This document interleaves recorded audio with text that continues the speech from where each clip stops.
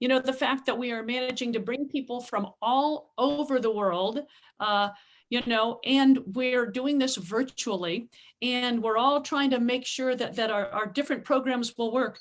I was telling Brian earlier, I've been struggling trying to get my picture to show up like Brian's is and Peter's are when I'm not here. And the fact that I've had to change computers apparently has made a difference in it. So the person who I was talking to, she sees something different on her computer than I do. So, you know, it's always something, right?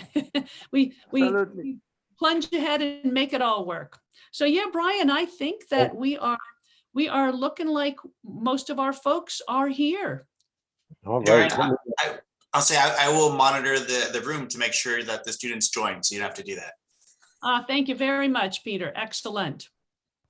All right, excellent. That sounds good. I looked at the people there and it looks like everyone is there, so that's great. So now let's get into our third part here of student IBS talks from Croatia, Colombia, and the United States. And we will have 3 presentations from Croatia, and 1 from Colombia, and 1 from the United States.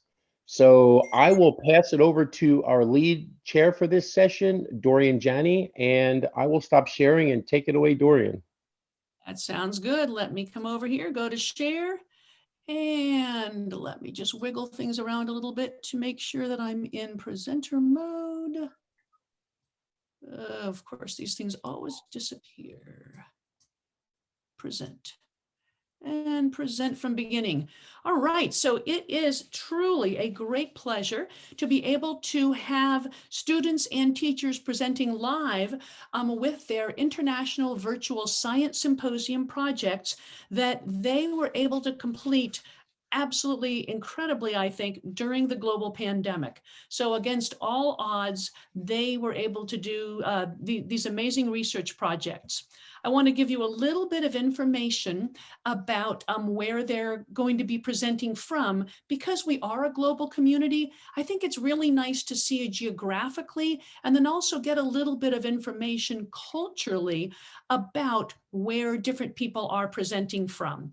So as you can see from the titles here, we're going to be looking from our first group. They're going to be telling us a bit about lime trees and how they affect people's lives and surroundings.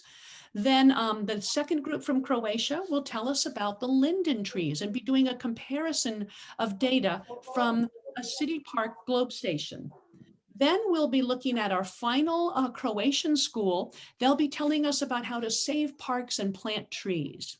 Yeah, then we're going to be heading over to Colombia, and there we're going to hear about the heat islands and urban birds from the Cartagena neighborhood. And then we will fly back over here to the United States, and we'll hear about the possible effects of river flooding on soil parameters and tree growth along an urban river. So before we get started, I did want to show you where these different students are from and where their different locations are. So we're going to be starting off over here in Croatia, and we'll be visiting with students from a city called Varazdin. And please pardon me if I don't get this my pronunciation correct. That is a city on the Drava River in northern Croatia. It's known for its Baroque and Rococo architecture, including the 17th century Samaj Palace, which is displaying Croatian and international old masters and modern paintings. That collection is part of the Varazdin City Museum holdings, which also exhibit historical artifacts in the old town fortress.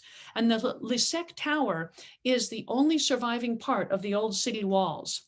This morning, I was listening to a radio program that was saying that people in the US with vaccines are going to be able to start coming back to Croatia, and that people who live in Croatia, while they're looking forward to having tourists, start heading back, and the tourism industry is looking forward to rebounding, they also have been enjoying, while they've been able to get out and about, being able to enjoy their cities and all these amazing, beautiful architecture and ancient and modern features that they have without so many people around. So I thought that was very interesting and just a fascinating aspect of this global pandemic. All right, then we're going to be moving over to Virovitica, a Croatian city near the Hungarian border. It's also situated on the Drava River and belongs to the historic region of Slavonia. And Virovitica has a population of about 14,688 people, with about 21,291 people who live in the municipality. And it is the capital of the Virovitica Podravina County. Then our final place that we'll be going to Karlovac, and it's a city in central Croatia. So we're really going to be covering a lot of the span of Croatia, which I understand is one of the more beautiful places to visit in Europe. And according to the 2011 census, the population at that time was 55,705. This city is the administrative center for that county, and the city is located on the Zagreb-Rijeka highway and railway line, and is about 56 kilometers southwest of Zagreb and 130 kilometers from Rijeka. So we're looking forward to hearing from those different locations and learning about trees in Croatia. Then we're going to fly down to South America, and we'll be hearing from students and the teacher from Cartagena, and that is a port city on Colombia's Caribbean coast. By the sea is the walled old town, which was founded in the 16th century with squares, cobblestone streets, and colorful colonial buildings. With the tropical climate, the city is also a popular beach destination. Reachable by boat is Ilsa de Baru, with white sand beaches and palm trees, and the Ilsa del Rosario, known for their coral reefs. And from there, we'll fly back home feeling like, we got out and about all over the world, to almost all over the world today. And we're going to head to Dearborn, Michigan. It is located in Wayne County and is part of the Detroit metropolitan area. And Dearborn is the 8th largest city in the state of Michigan. And this was something I learned from doing this research and I thought was fascinating. Dearborn has one of the largest or the largest Muslim population in the United States per capita. So super exciting to have this amazing diversity from people all over the world, and also seeing that from people all over the world also live in the United States and help to make our country the wonderful, diverse place that it is. So I'm stopping sharing now, and now it is my great pleasure to ask our student, Anatola, and perhaps her teacher, Marina, to go ahead and take over and tell us about how lime trees affect people's lives and surroundings. Hi everyone, I'm Antonella, and today I'm going to be presenting how our lime tree outside the school affects the people and the environment. Mentors on this research were my math teacher, Alexa Dragovic, and my globe teacher, Marina Balagines. I'm Antonella. I'm from 3rd Primary School, Varaždin, and yeah, I'm going to start presenting. So, fantastic. Yeah. We see your slides and you sound great. Thank you. So the effects of climate change are being felt all over the world. So the hurricanes are more frequent, fires, floods, sea levels are rising, and entire communities like coral reefs are disappearing. And as the most common cause of this is mentioned man. I met with the fact of climate change for the first time when I was 10 years old in science class. And I wanted to contribute to the protection of our planet and actively participate in environmental observation. So I joined the GLOB program. As a part of the GLOB program, I've been watching the lime tree outside our school for the past 3 years. I noticed that the lime tree bud burst is 2 weeks earlier than previous years due to the climate change. I learned a lot about ecosystems and nature. I've learned that all ecosystems are connected and we're all dependent on each other. With this work, I want to emphasize this connection and show how a lime tree in front of our school affects us students by producing oxygen. So projects for this goals for this project were to develop awareness of human connection with nature, encourage students to actively participate in environmental protection and nature protection, encourage school authorities to plant more trees around the school, and link mathematics with nature. So when I was calculating for this project, I took two two facts that by two scientists. So by the scientist Houston, 1 square meter of leaves produce about 500 milliliters of oxygen per hour. And by one Croatian scientist said, the average person breathes 12 times per minute in a standby state. That breath has about 500 milliliters of air, of which is 79% oxygen. A little bit about our lime tree outside the school. So it belongs to the species of small-leaf lime. It grows up to 18 meters. Canopy is dense in yield and symmetrical, and later half cornered. Blooms between June and July. Leaves are pale yellow. The multi-seeded nutmeg is like the yeah, and attracts to various types of soil. So tolerates urban planting conditions like pollution, compact and alkaline soil, and poorly trained soils.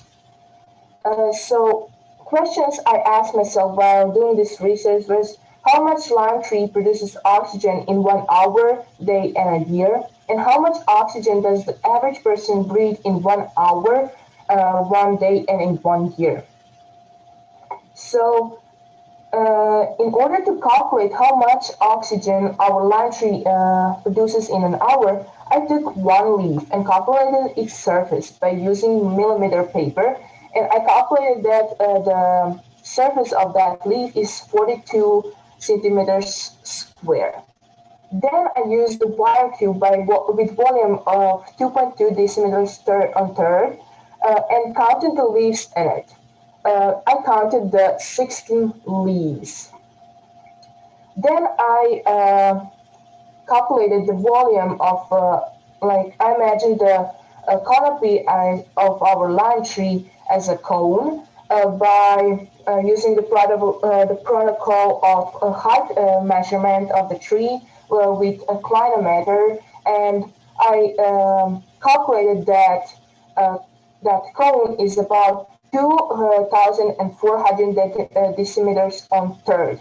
Then I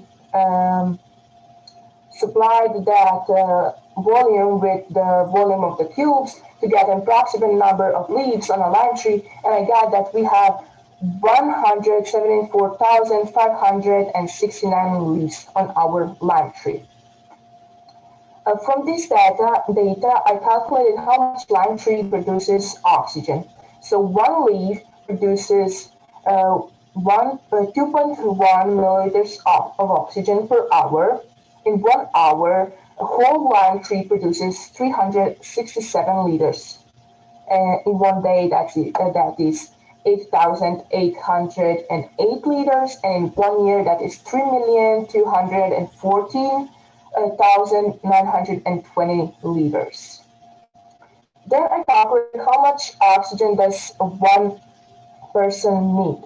So we know from before that one breath has 500 milliliters of air, of which is 79% of oxygen.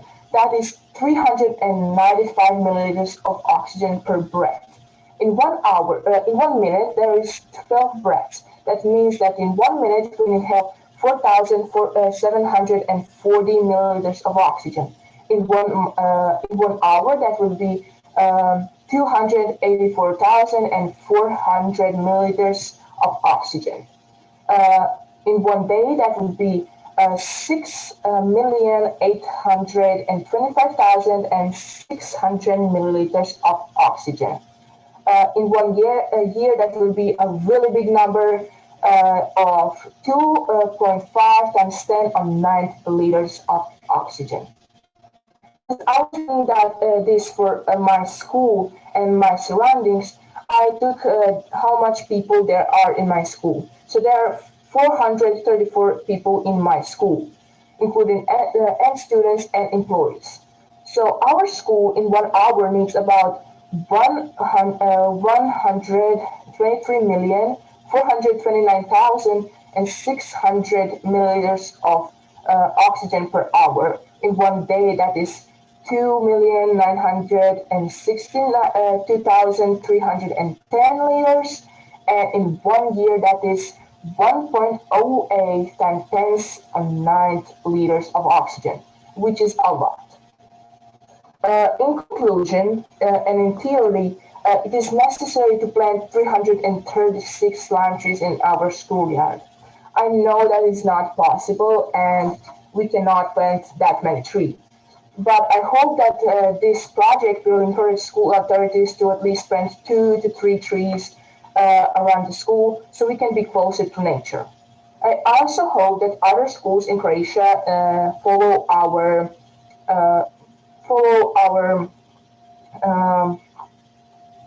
follow us and follow our school. I was really happy to link mathematics to nature because mathematics is really all around us and is foundation of all nature scientists. So I'm really happy to apply my math knowledge to concrete and live things. And thank you for your time. Wow, Anatella, that was just, you know, absolutely fascinating. We will stop and take a couple of questions now because we have 5 presentations in a row. I thought we would stop and take questions after each presentation. So I see that we have certainly people just telling you, hey, way to go. And also huge kudos, huge appreciation for the way that you have taken science and math and also engineering and pulled all of those together for real world applications. As I work at NASA, I get to see that that's how scientists and engineers operate. And I can see that already you are pulling those different things together and coming up with ways to better understand things around you. So I did see that there was a question for you, and that question says, will that cube that you made be available for other schools to use, and was it expensive to make? Oh, well, my math teacher had it in her closet for classes because to demonstrate the students in class when she learns the lecture. So it wasn't expensive. It was basically homemade, what we could find at home, and because of that, it's really easy to make. There are instructions online how to make one, and yeah, probably yeah. If I hopefully yeah. I don't know. Hey, that's great. No, that's a great answer. And it seems to me that is it would be nice to go and to use the directions and to be able to find out, how to do that. On the other hand, it's fun to add some of the engineering because a lot of us really like to make things with our hands and we like to take a challenge. How could I make something? I've seen that somebody else did it. How could we make one ourselves and then create their own using the materials they have available? So very, very, very good. I had a question for you. As I loved that you were explaining how you were watching out for 3 years. So over time you've been watching this lime tree and have been wondering about it. So and I know you say that it would be ideal if possibly they could plant the 338 or 336 lime trees, but probably that won't happen. Could you come up with maybe 2 or 3 things that you feel that young people in Croatia could start to do and be aware of in order to help to keep Croatia beautiful and sustainable? Well, since like pandemic hit, a lot of people just throw their mask on the street. I hope that we can like take it home, throw it in the trash can. It's really easy. All of us can do it. When you go into store, don't like buy plastic bags. Like go from home, take the one like ecological one, or take one from home, and then like it would be easier. We don't like do bad something bad to our surroundings. Also, maybe uh, start taking a walk, or maybe use something else instead of cars. Not like to use it like so much. Maybe something like that, like something easy that we all know we can do. And so, yeah. Excellent. Hey, those sound like very doable, reasonable suggestions and things that help people to just be aware of their impact on the environment. I see another question, and that is, have your school officials, administration, have they had a chance to see your research findings? Yes, my principal. I presented to my principal about 2 weeks or 3 weeks ago, and we already are planting some trees, and also not just older kids, well, just like little kids, first and third graders, and that is just like beautiful to see that young people, next generation that is coming, is learning about how to save nature and protect it. So, yeah. Isn't that wonderful to not only learn something yourself, but also be able to make a difference? Well, I believe truly that we are going to be seeing your name in the news and in books as you grow up and when you are older, as someone who's doing things actively to make a big difference in this world. And just watching the way you use science and technology and mathematics, it gives me so much hope. So thank you very much. And you also are a fantastic communicator. You did a wonderful job of communicating your science to us, and we very much appreciate it. Well, thank you. We hope that you have time to stay on, but if not, I hope that you give yourself a pat on the back. You probably have homework to do because it's about 6:30 over where you live right now. Yeah. Thank Well, you. Thank you. thank you very much. We appreciate it. Well, now we're going to move over to hearing about linden tree comparison data. And for that, I will see if we have our students or teacher ready to share their screen. Malo, budem ti ja. I to. I klikni share sa strane, plavo. Tako. Čekaj, moram. Wow. What capable young people you have. And for those of us watching here, it is the evening over there. It's a dinner time. Yes. Can you hear us? We do hear you. You sound great. The only thing you might do is put your, there you go. You're in great shape. We hear you and we're ready to learn from you. Thank you. Okay. Spusti papire. Roko, spusti papire. Hi, I'm Ivano. And I'm Rocco. We are from primary school Ivane Brlić-Mažuranić from Virovitica. And this is our project, the wind and tree comparison data at the Virovitica City Park Globe Station. Geographical location of Virovitica along the slopes of Bilogora and the river Drava. As a sacred tree and a symbol of the ancient Slavs, the linden has been highly valued since ancient times, cultivated and planted outside its natural areas.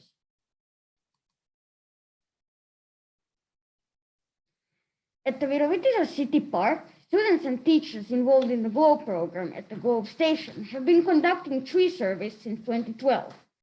In their project for the national competition in 2013, they recorded the share of 2 types of linden and pointed to their ecological value. On the pictures, you can see linden Tilia tomentosa and Tilia cordata. 573 individuals of trees and shrubs, 120 individuals of linden, about 20% linden in City Park, 10 individuals of Tilia cordata, and 110 individuals of Tilia tomentosa. With this research, we wanted to explore the share of the linden tree before and after the restoration of the park and compare our data on linden tree is from Globe Station in City Park in the period from 2013 to 2020. We believe that in this way, we will point out the meaning of linden as an indigenous tree in the city. You can see a satellite image of the city park before the renovation 2012. In the park, you can see a lot of trees. Now you can see satellite image of the city park after the renovation 2020. In the park, you can see small percent of trees. We hypothesize that lindens are extremely valuable trees in the city because they grow rapidly and are adapted to the continental climate and contribute to reducing air pollution because they reduce the amount of carbon dioxide. We conducted the survey on 2 occasions from September 2012 to April 2013, and after 7 years from November 2020 to December 2020.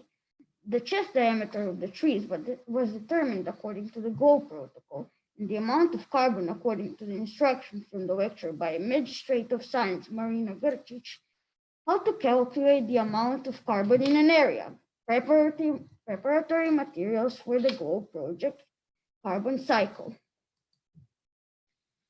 Data display and analysis. You can see in the table a representation of linden according to the chest diameter. You can see the difference from 2013 and 2020.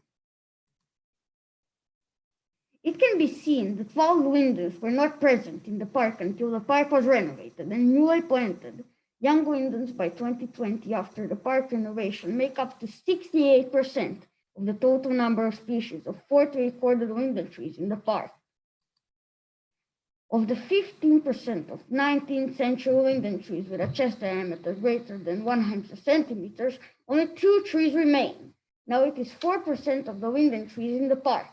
Previously, linden trees with a diameter of 21 to 100 centimeters prevailed, the share of which was significantly reduced after the felling of trees during the restoration of the park.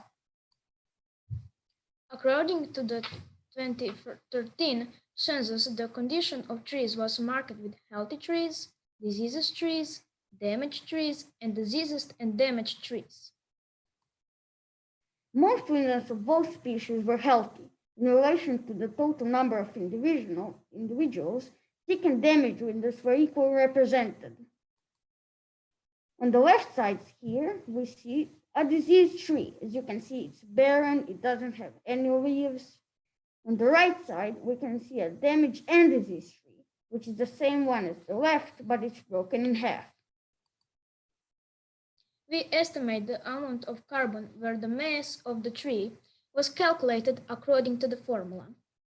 We also calculated the amount of carbon for lindens in the study area and expressed them in the kilograms by square meter. It can be seen that trees with a larger chest diameter have a higher mass and produce more carbon, and vice versa. 748 vehicles per hour on working days and 280 vehicles per hour on non-working days were recorded, which indicates intensive traffic in the city center.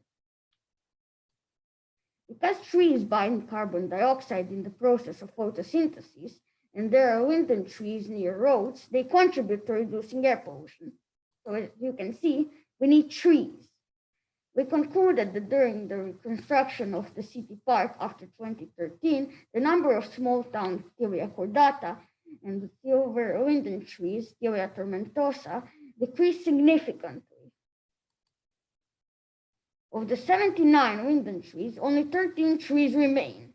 In 2013, 33 young pectoral trees up to 21 centimeters in diameter were planted. Of the 18 trees of centuries of age with a chest diameter of more than 100 centimeters, only 2 trees remain. Trees with a larger chest diameter have a larger mass and produce more carbon and are more valuable in the city. Since the remaining linden tree is located in the city center along the roads, they affect the reduction of the air pollution in the city. Therefore, they also have ecological significance in the city. We have confirmed that data from our measurements on linden trees from Globe Station in the city park can contribute to monitoring the condition of these important trees in our city. This is literatura what we use. And internet sources. Thank you for your attention. You were really a great crowd. Wow, you two gave a wonderful presentation and you did such a good International Virtual Science Symposium project. Thank you. I'm gonna blush. Something I really love, especially about your project, is the fact that you are making the science so understandable. The way that you have done your research over time, and you've learned from other people and the research they've done. You've looked at the satellite imagery, so you've looked at it from above, and then you're going and you're taking those diameter, that data about how thick the tree is. And you're gathering up all of that data, which makes so much sense. And you're able to find this very important relationship between how big, how wide the trunk of a tree is and how much carbon they're able to pull in and then how much oxygen they're able to give us. I think that was really, really wonderful.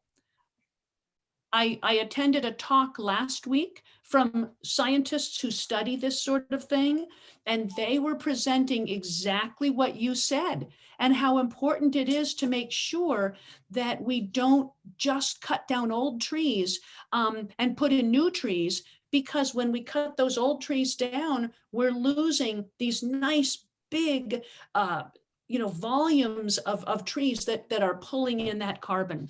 So you have really, really found something that's so important. I'm wondering, did you get a chance to share your data with anybody who works with the park, with any government officials? Smo li dobili priliku podijeliti rezultate sa gradom? Unfortunately, Yes. yes, we do. Good. Yes, we share that information with the city. Very good. And do you know if the city is going to do anything, change anything as a result of learning from your research? Well, they planted new young trees. That's it. We aren't sure. Yes, and we hope so that young trees are going to remain healthy. Very good, because I saw what you said about some of the trees being planted and then they didn't stay healthy. Earlier, we had a woman present about planting a lot of trees in Pennsylvania and how important it is to make sure they stay healthy. Your research is extremely important, and the fact that you have a globe site there in the park and that you have let government officials know that you young people are always keeping an eye on this and that you care, that is going to make a big difference in Croatia, in the city that you live. And you're also setting a very good example for other people around the world. So thank you so much for all of your hard work. Thank you too. I'm going to see if Welcome. I You're mean, welcome. it really is a shame, like, that there isn't that much awareness about. You can just like plant a tree and it's gonna be okay. No, you gotta cultivate, you gotta Yes. take care of it. That's really important.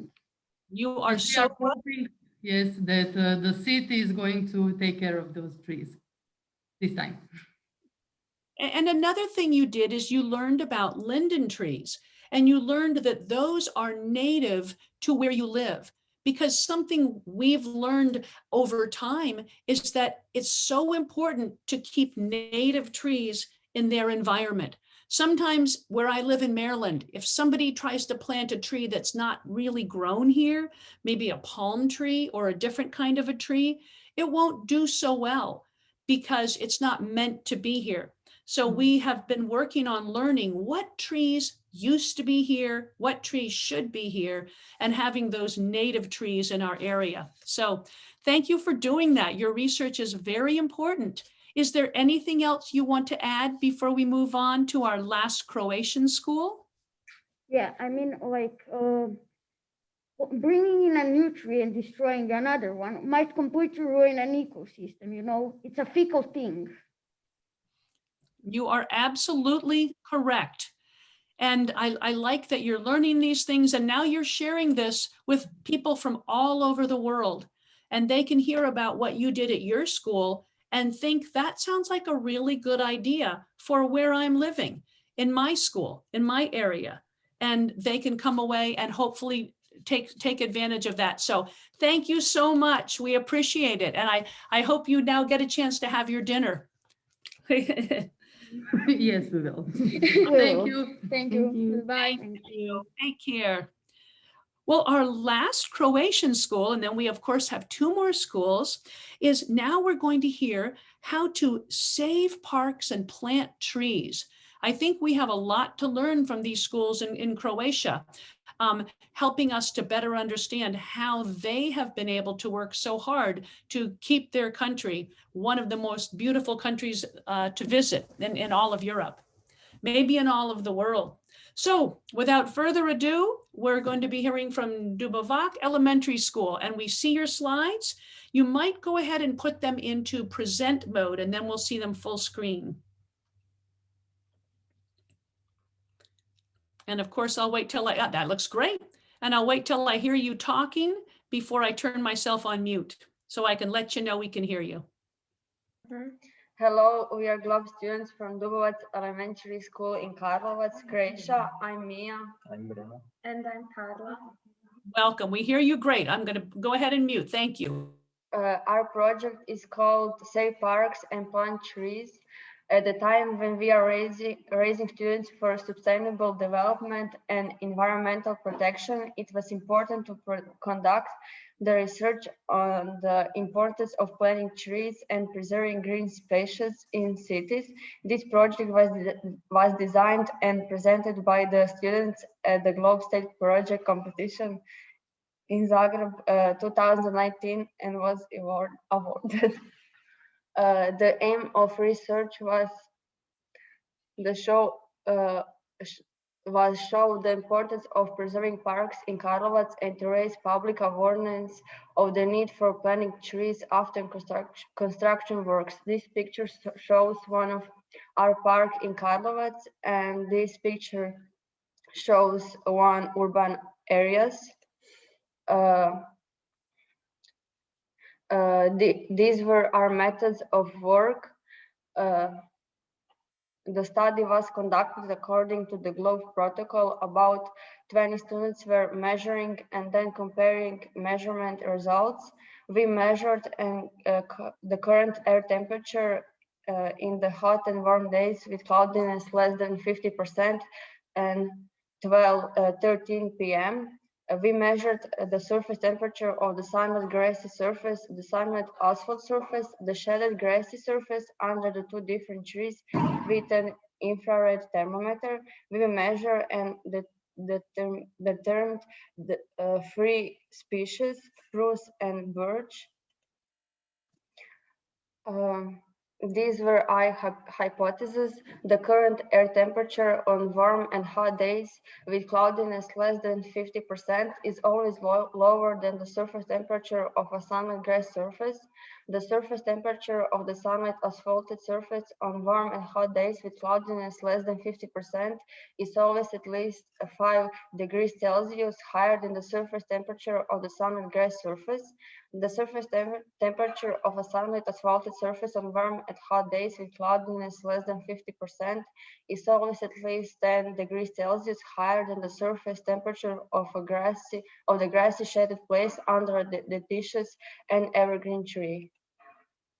We checked and compared the accuracy of our current air temperature measurements on the globe station with measurements of the Croatian Hydrometeorological Service from April 22nd to September 21st, 2018 in Karlovac. This picture shows the distance between our school and the Croatian Hydrometeorological Station. This is a comparison of our measurements and Croatian Hydrometeorological Service data. These graphs show our daily measurements that we did. We can see that the sunlit asphalt always has the highest temperature and that the shaded places below the trees are always the coolest. These graphs also show the same thing. The summary of the results is shown graphically, ranging from April to September, showing hot and warm days when cloudiness was less than 50%. The research has shown that the current air temperature is always lower than the surface temperature of the sunlit grassy surface. The surface temperature of the sunlit asphalt surface is always 10 degrees higher than the surface temperature of the grassy shaded place below the deciduous or evergreen tree in all hot and warm days with cloudiness less than 50%. We can see on this graph the shadows of the evergreen and the deciduous tree are there are very little differences between them, so they cannot be seen very well.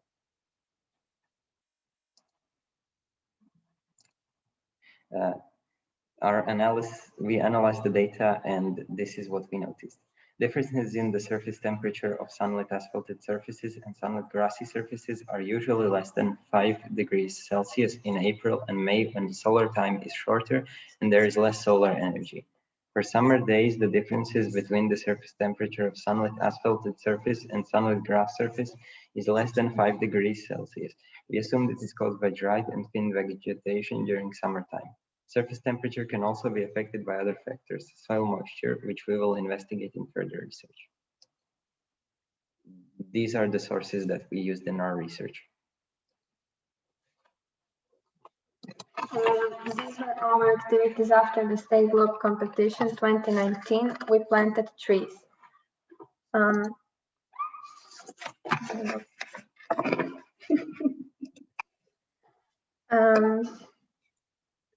The project was published on globe.gov website. The local community was introduced to the research project. We think globally and act locally, and we plant trees behind our school. These are our younger students planting trees. This is the invitation to the EU conference during the Croatian presidency of the EU, and these are our souvenirs we made. On the October 29th, 2020, we were on Europe and Eurasia virtual regional meeting, and we presented our project, Save Parks and Plant Trees. This is us. And during the research, we were given some advice by scientists from the Croatian Meteorological and Hydrological Service, and we were grateful for their cooperation. Thanks for your attention. We are glad to have participated in this workshop. Wow. Well, we're very happy and appreciate very much that you made time this evening to present to this larger global community after you've had the chance, as you present to other people in Croatia. I wanted to tell you a few things that I've seen in the chat, and then I have a few questions for you. We have about 10 minutes before we move on. So if anyone else has more questions, feel free to ask them. Something that people have said, you mentioned that you like to think globally and act locally. That is so important. And many of the people have said, and two of them from NASA, how important that is. So thank you for having that as this lens that you look through as you do your research. I noticed that Antonella had a question for you. And she says, since there's a lot of rivers around your city, did you look into the surface near the rivers as far as kind of, I guess, looking at that surface temperature and comparing and contrasting it? Yet, but we plan on doing that at some point. Very good. That's always nice to think of. How do you add to your research the next time you work on that? So very, very good. Actually, what my question was going to be, the science that I do and the scientists whom I work with, as they make discoveries and they have their hypotheses and they see as a result of their investigation whether their hypothesis was how they thought it would be or not, they always have new questions that they think about that say, oh, I should have looked into that, or I need to try that. What are some new questions that you'd like to add to your research as you move forward for the next school year?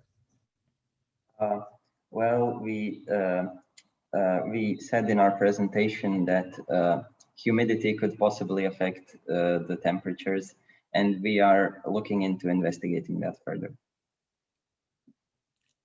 Excellent. I know we do have a humidity protocol.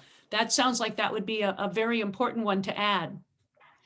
I also thought it was very neat that you have these different protocols, the surface temperature that you're using, and you're looking at the different locations. I'm wondering, do you collect any data using a rain gauge? Yes, we collect the data using a rain gauge in our atmospheric measurements. Excellent, very good, because that could also be an interesting thing to potentially add to that. From what you've learned, in addition to planting some more trees, is there anything else that they might do in parks in order to help to reduce air pollution and in order to also have, fewer places where you have that direct sun coming down, making it so hot? We could possibly decrease the number of cars that pass through the park, the areas in our city. That would greatly reduce air pollution and make things more accessible by bike and things like that. Wow, excellent. Anything else anyone on your team would like to add?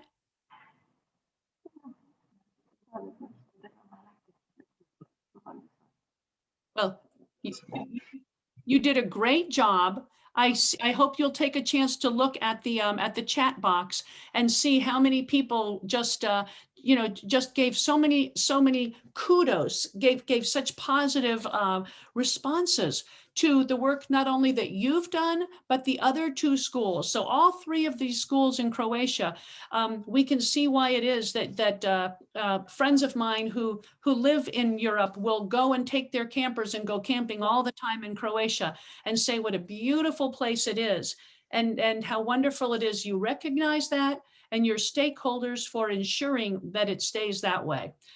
Also, you did a very good job. All three of these schools did a wonderful, wonderful job at communicating your science to others. And for scientists, that's such an important thing. We have to be able to share what we do with other people and help them to understand how it works and why it's important. So thank you very, very much. And For our next presentation, now we're going to kind of get in our imaginary planes, put on your seatbelt and your mask, and we're going to be heading over to Colombia, to Cartagena. And I need to go and find the presentation in my chat here. We're going to, yes, go ahead. Hi, Dorian. Brian said that he's going to present it from his computer. And we are in great shape. Thank you very much, Juan. And, Do you want to introduce yourself? Yeah, and my students as well, very brief. Hi, everyone. My name is Juan Felipe Restrepo. I work from Colegio Montessori of Cartagena, Colombia, as the Knowledge Management Chief and Environmental Coordinator, and also the Director of the Montessori Research Group. And I am honored to introduce to this audience my students. So please, guys, turn on your cameras and say hello. Well, I will start. Good afternoon, everyone. My name is Jimena Sanchez. I'm from 9th grade in the Montessori school from Cartagena. And the Montessori group is very honored to have this amazing and important opportunity with the GLOBE program. So we're very thankful for it. Good morning, I am Diego Luna, an 8th grade student at the Montessori school in Cartagena.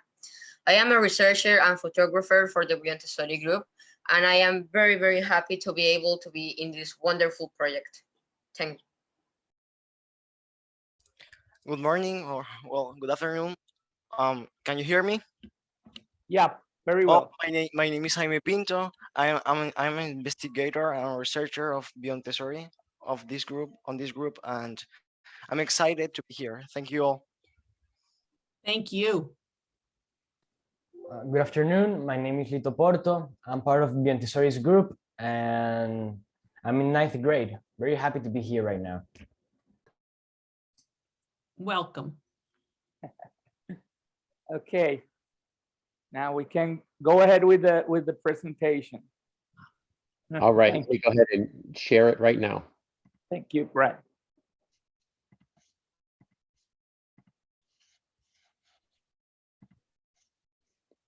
Everybody see that full screen? Yep. You do. Thanks, Brian. All right, here we go.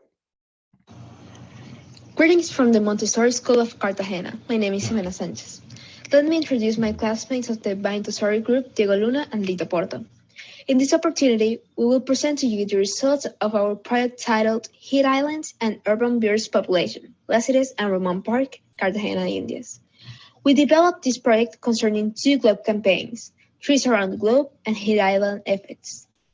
Cartagena de Indias, 1 million inhabitants, is located on the Colombian Caribbean coast. Of its 623 square kilometers, 66 are urban. Most of its area is marine coastal. The intertropical convergence zone, north and south displacement, generate 2 differentiated seasonal periods. The dry season, between December and April, with normal strong winds and scattered rainfalls, opposed to the rainy season, from August to November, characterized by weak air currents and heavy rains. According to the Oceanographic and Hydrographic Research Center, SAIO, the Cartagena climate is warm, with an annual mean temperature of 27.8 Celsius degrees, a yearly maximum of 31.2 Celsius degrees, and a minimum of 25.1 Celsius degrees. The total multi-annual yearly precipitation is 1,087 millimeters per month, with October as the highest precipitation with an average of 238.8 millimeters per month. The present study took place in the Manga neighborhood, 1.5 square kilometer island, which is part of the Cartagena Bay system. This project aims to understand the effects of the cold heat islands on the urban bird populations in the Manga neighborhood. Precisely, these 2 images synthesize the causes of the heat islands. The picture on the right superior from 1948 depicts Pie de la Popa and Manga above. It contrasts the image on the bottom right generated using Google Earth. It illustrates the changes in land usage.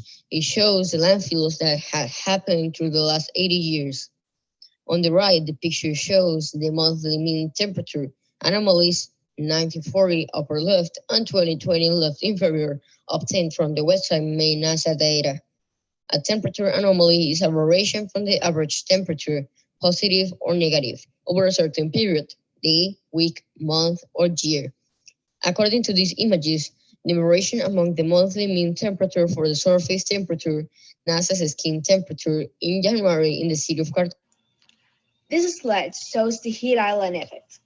Note in the center picture the difference between the monthly mean temperature in January 2020 between the urban city center and the rural periphery. The approximate urban center temperature in yellow is 52 Celsius degrees, while the urban boundary, orange, is 44 Celsius degrees. Manga Island is 10 degrees 41 minutes north of latitude and 75 degrees 53 minutes west. The image on the left shows the mean monthly free air temperature, NASA's surface temperature, for January 2020 in Celsius degrees. This research unit explores how the cold heat islands affect the urban bird population across our neighborhood. It is fair to say that Colombia is the most birds diverse country in the world, with more than 1,921 species, 394 in the Bolívar department, and of those 275 are residents, and 84 are boreal migratory birds.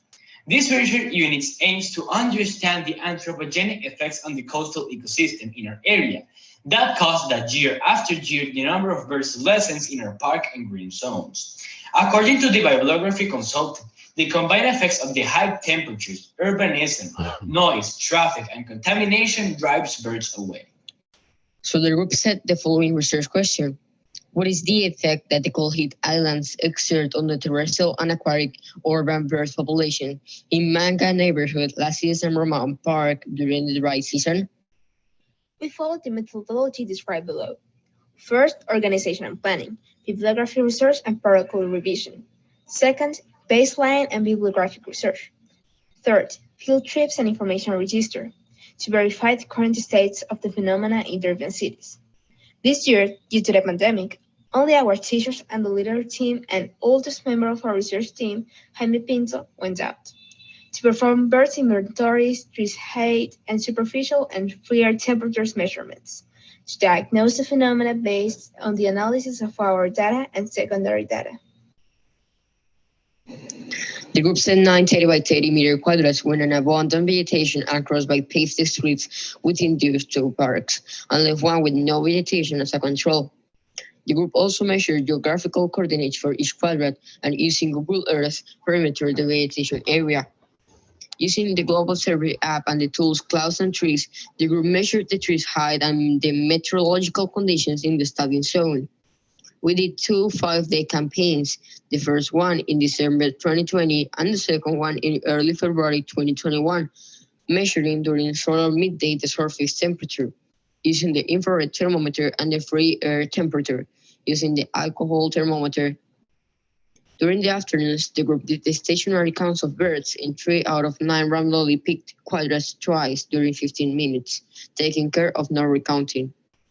The group calculated the temperature delta as the difference between the surface and free air temperatures and created and calculated a cover index.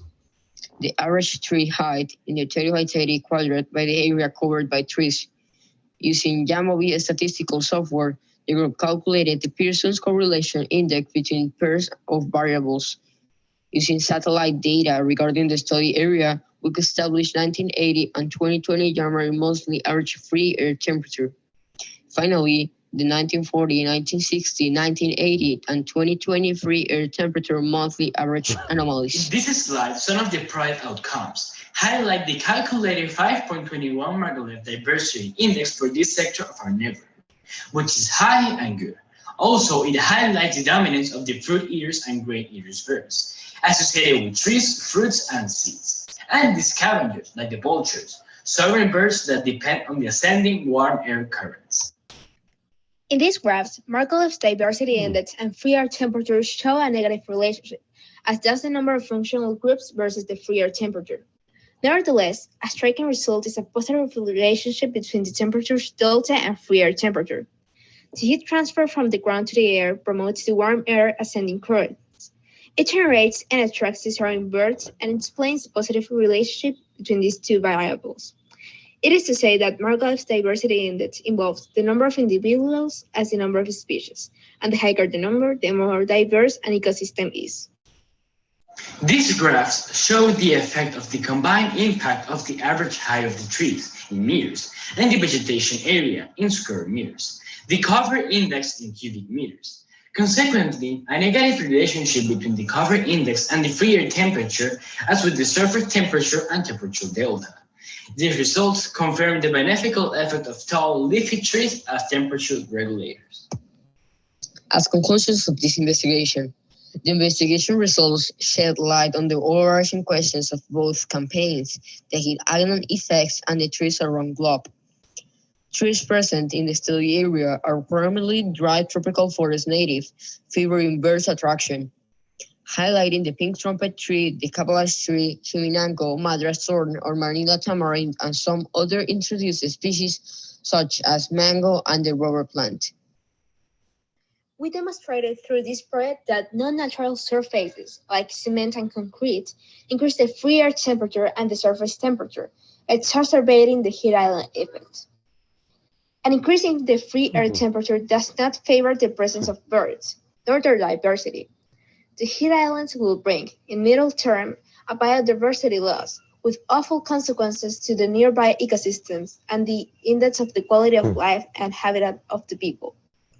Water temperature deltas favor the presence of soaring birds by creating warm air ascending currents, that is, birds' flight efforts. The change in the study area, among other factors, explain how urbanism promoted an increase by 2.5 Celsius degrees in January's monthly average free air temperature during the last 80 years.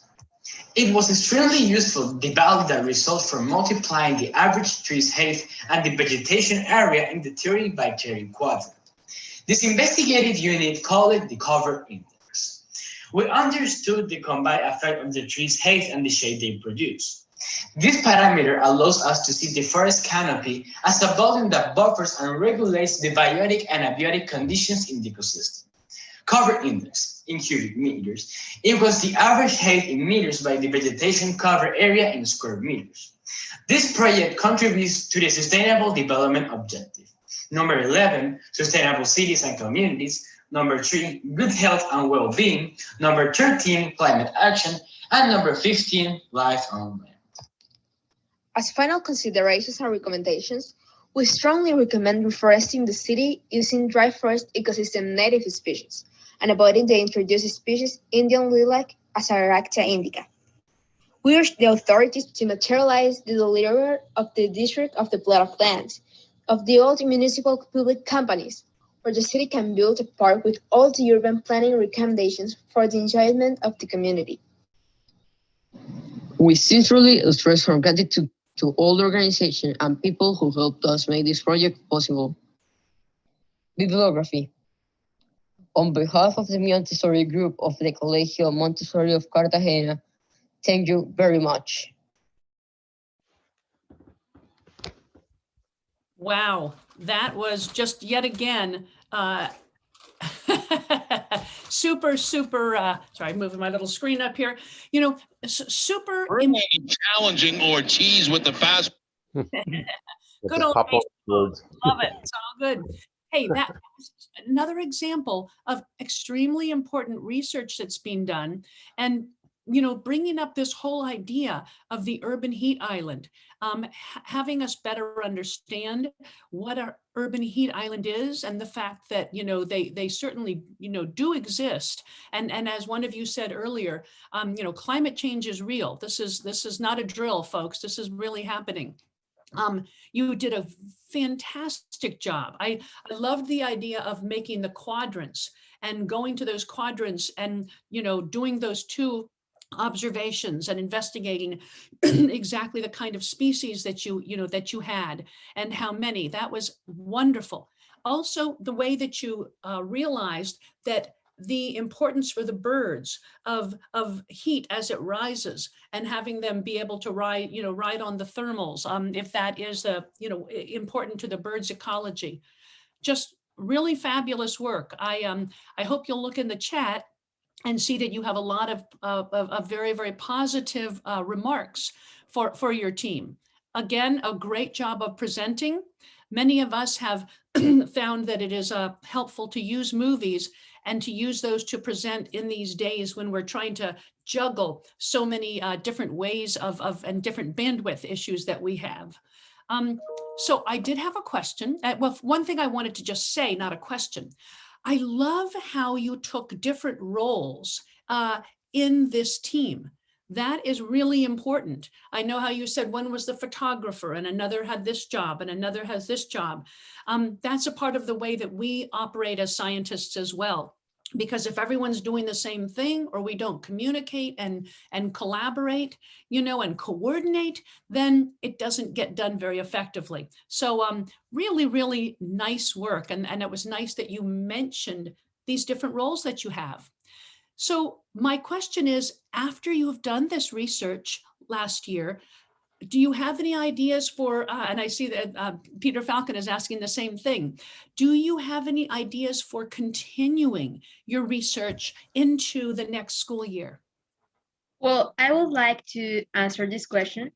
And as we mentioned in our project, we did all this research in the dry season of our city, for our city. So we're planning, because we know that there are many data that we need to collect. There are many ways that we can improve this project. And the first thing we're looking forward is to continue this project during the wet season, the time when it rains, because obviously we will have to do a different methodology, but we're taking that data into a further part of the year. I don't know if my classmates. Yeah. I will also like to say that I believe that next time, hopefully, we get out of this situation, the pandemic situation we're living, and that we'll have passed and improved, and we can go out and take samples. That is something that can contribute a lot to the project. And that is one of the most wonderful things of investigation, and that it is the opportunity to connect with the environment and our surroundings, so that we can take better care of our common home, the earth.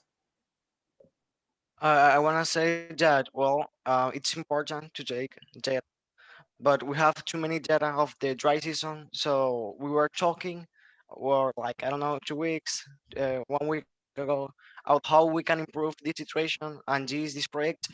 So we get to the conclusion that we can compare both the same ecosystem, but both stations, dry and wet, and that will improve the project. And also we can compare, if we compare that, we can see which birds are more common to see, and we can do many different projects by that comparison. Wow, excellent reflections. Nice to hear, different ideas from the entire team for considerations. I noticed that one of the scientists whom we've been working with mentions, Brenda, that she also has missed going into the field for observations during the pandemic. I have been doing some some work with different groups that are responding to the pandemic and learning how the pandemic changed different data that we collected. And it really has been very fascinating to see both positive and negative impacts of the changes that were brought about during the pandemic. I think that even though this was a hard year for all of you to live through, your teachers and parents included, you have been making history. And this is going to be something that is written about and learned about and talked about throughout your lifetime. And it's going to be pretty fascinating that you have lived it and done science and collected data during this time. And you're going to have an absolutely remarkable perspective to be able to share. So I know it's been tough, and but when the going gets tough, the tough get going, and we can certainly see that you have gotten going. Any last comments before we fly up to Dearborn, Michigan? I have one question, Dorian. This is Peter. First off, kudos to all the students out there making the most of a really difficult year. I mean, I can't imagine going out and being able to crunch so much numbers and get data and do projects like that. Think about what we just went through over the last year. My question is, first off, thank you, Jimena. You elaborated on my question in the chat box, so thank you for doing that. My question is, what do these students, or what do you guys expect to find with your data in the wet season when you compare that to the dry season? Do you have any thoughts of what you may expect to see once you get that data? Well, answering to your question, we actually thought about it. And during the wet season here in Cartagena, we can usually see different species of birds.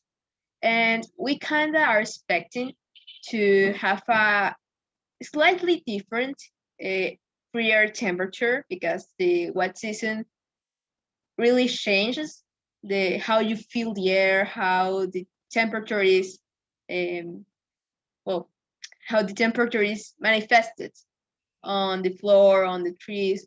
So we're hoping, or we're expecting to see different data, like lower temperature, and see different species. Thank you very much.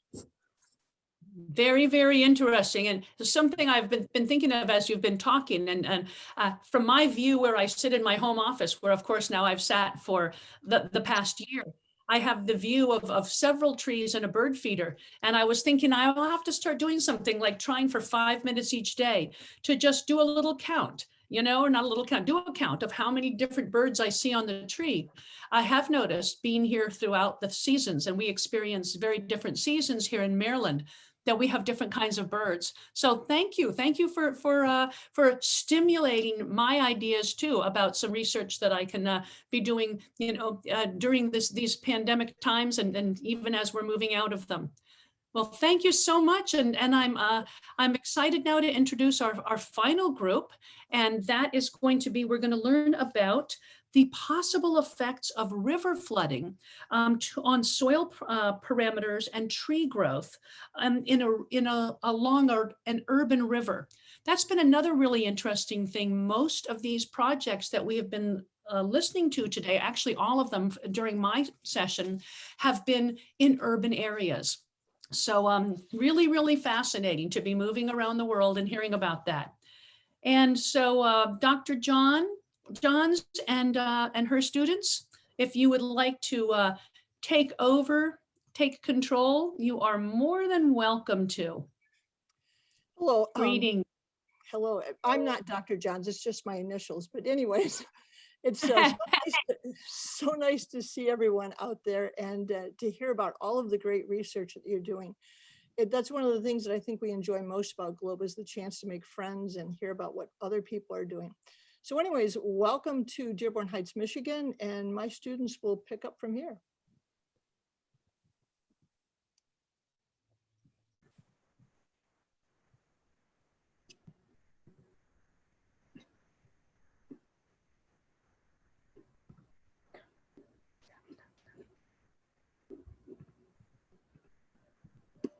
How do I make it bigger? Stop.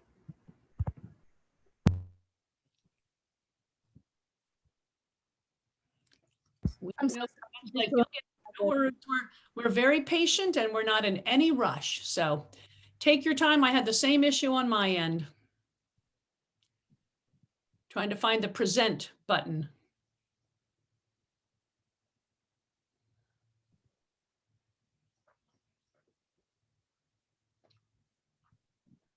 Lovely, guys. I'll go ahead and turn my sound off and my video off. Before we begin, we would like to state that we are all fully vaccinated and have gotten tested in the past week, so we are safe to be sitting together and in close proximity. Today, we will be discussing the possible effects of river flooding on soil parameters and tree growth along an urban river by Crestwood High School in Dearborn Heights, Michigan. Our research takes place on a floodplain in Dearborn Heights, Michigan, inside of Edwards Hines Drive. All three researchers have have been frequent members of Crestwood's cross-country team who have daily practices in Heinz Drive. The location of the 4 trees are actually on a common route of cross-country runners take place for their daily practices, which makes the location even more personal for us, and has been customary for us to have these 4 trees in this place. Moving on to the researchers themselves, on the top left is Zena Jabara, under that is I, Sana Talib, and on the right is Idit Albazi. To begin with a little bit about us in general, we are all extremely engaged seniors at Crestwood High School, with not only being involved in the cross-country team, which encouraged us to investigate our local community. While the data shows how important trees really are, we've all experienced their effects, specifically with temperature, as well as we all run cross-country and track. We run from temperatures ranging up to 90 degrees in weather. When we're running in an open field, having trees in the middle of the course as a way to cool down or a place to sit while we aren't running to ensure we still have the energy throughout the day to make us realize the importance. Zina Jabara and I myself, Idit Albazi, have both been active members in the GLOBE program since our sophomore year in 2018. Zaina began her engagement in the GLOBE program with initial research on tree placement affecting local buildings centered around trees on Crestwood's campus. I, Idit Albazi, however, my first year was engaged in atmospheric parameters and examined surface temperatures during a polar vortex. I later, during my second and third year of GLOBE, have moved my background of surface temperatures to combine with Zaina's studies of trees. This will be Sana Talib's first year in the GLOBE program. As we've all been in the same friend group and we're engaged in the same sports, Sana simultaneously heard Zaina and I speak about the GLOBE investigations and was extremely interested, in which we all agreed it would be beneficial and exciting to have her join our group. Since the 3 of us are extremely acquainted with Heinz Drive, we decided to make it all the more personal by giving the trees their own names. And due to the fact that when we began our collecting data, the leaves had fallen, it became hard to identify the species. The largest tree we identified was named Max, the second nearest to the bridge was named Bridget, the third nearest to a picnic table was named Tucker, and the smallest was named Stumpy. This created a new level of understanding and companionship between the researchers and the environment itself.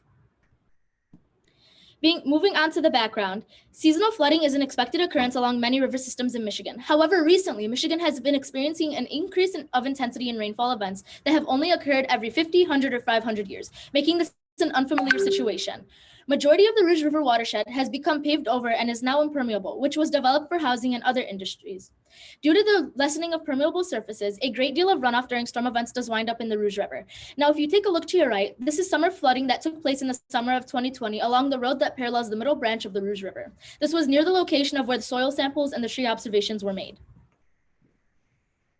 Large storm events can often overwhelm local sewage plants. Due to this, raw sewage and rainwater had to be directly discharged into Rouge River in the past. However, in 2005, the construction of a large retention basin was incorporated into our city, which helped to store water from extreme rain or storm events and is retained until treatment can be received. This also is a step forward for the city of Dearborn Heights, but unfortunately has only reduced and not completely eliminated sewage. Our city has combined sanitary and storm sewers in Dearborn Heights, which means that the water runoff during heavy precipitation events will combine with the water that is flushed from our toilets before making its way to our local sewage plant. To the right is shown a photo of Crestwood students in 2005 standing where the pipes from the retention basin were before construction began. Floodplains are extremely important to wildlife corridors and allow for relatively free movement of species from locations near headwaters to where the water may begin to empty large bodies of water. The American beaver is a prime example of the species, which has very recently returned to Heinz Drive river system and now can be found a few hundred feet behind one of our elementary schools where we did testing.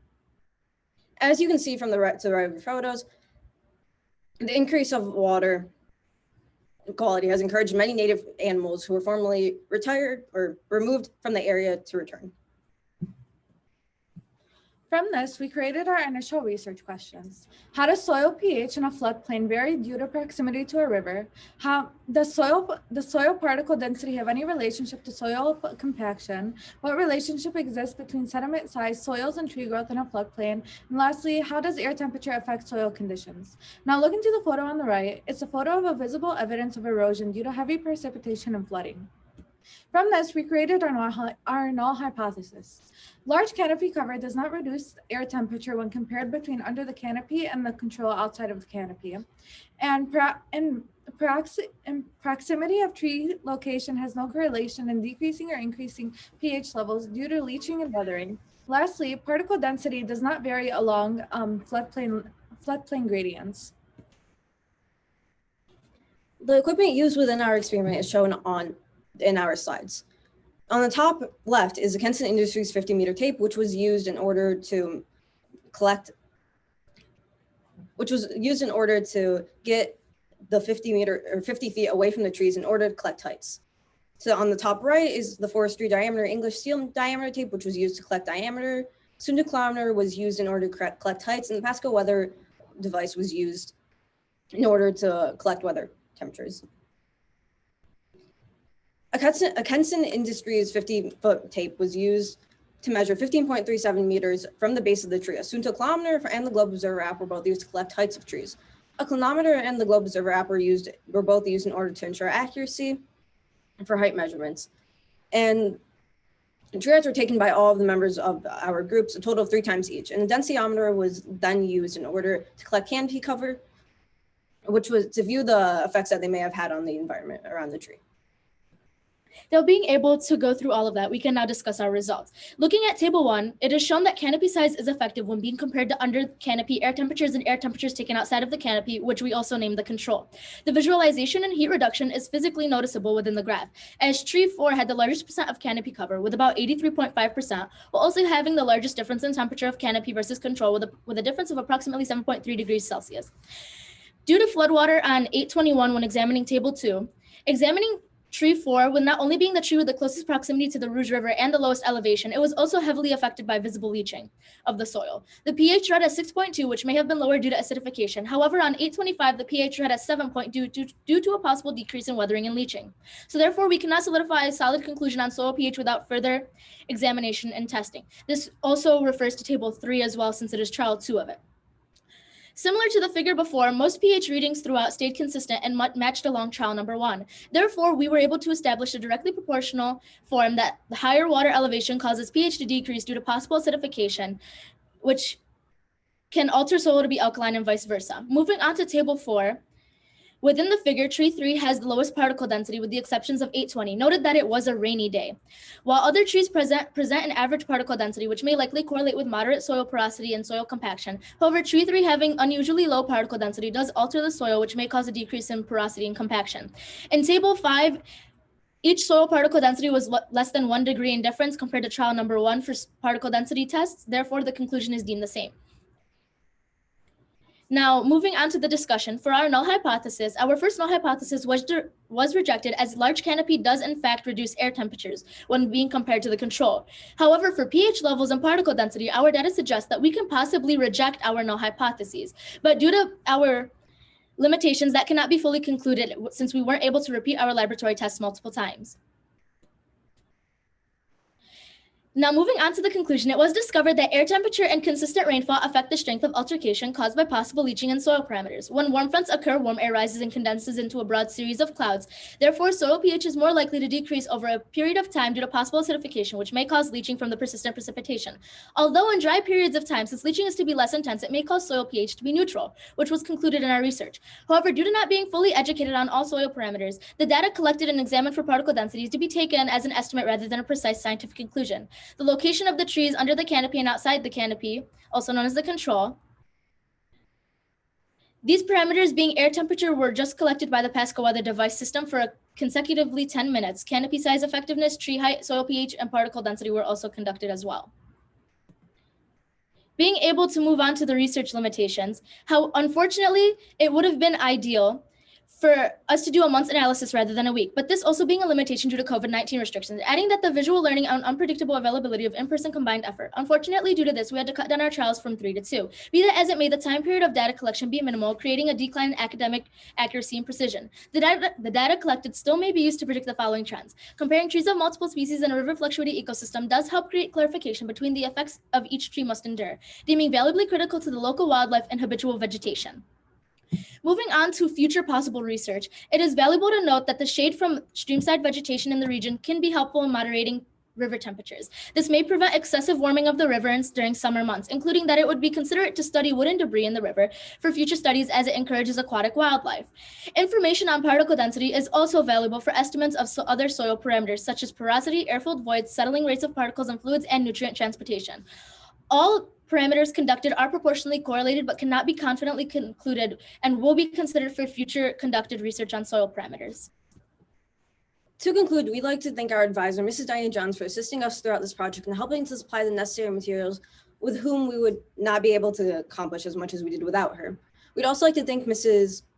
Lisa Perez from the USDA for offering her expertise in biometry and the pedosphere and offering aid and support with the resources provided by the USDA Forest Services. Thank you.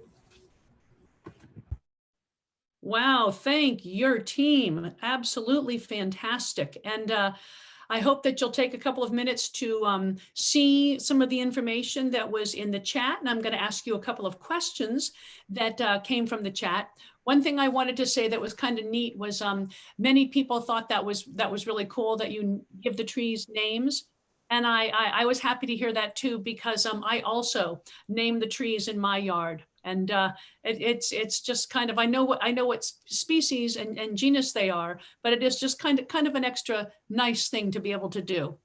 You did a great job of explaining to us your research, and you also threw in there, what the future research is that you might consider. I also thought it was really neat that you interacted with the specialists from the USDA. It's always nice when you have that opportunity, if you can be, interacting with others outside of your school. And I know it's nice for them to be able to interact with you as well. So I need to come up here close to my screen and see where that question was. I know that there was one here. It says, so Brian Campbell loved the fact, he loved the fact that you used both the clinometer and the Globe Observer tree tool to help you with your height measurements.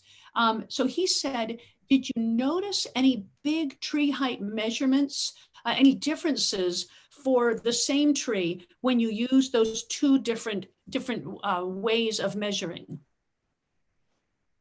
Occasionally, while using the Globe Observer app, the heights would be different from using our kilometers, but we mainly focused with the kilometers, considering that all three of us got consistently the same heights using kilometers. While for the Globe Observer app, it may have just been due to the fact that we were switching, or we were using the same phone, so the heights may have been set onto one of our heights, and then we just altered it depending on who was going. So that could have been a possible effect of why the heights would be different, but that's pretty much the only error that we would have. And we kind of just went with whoever's data had been input into the phone originally. We mainly focused on that, but also took into consideration all three of our data collections in case we couldn't fully get accurately, but we would also compare it to the clinometer data.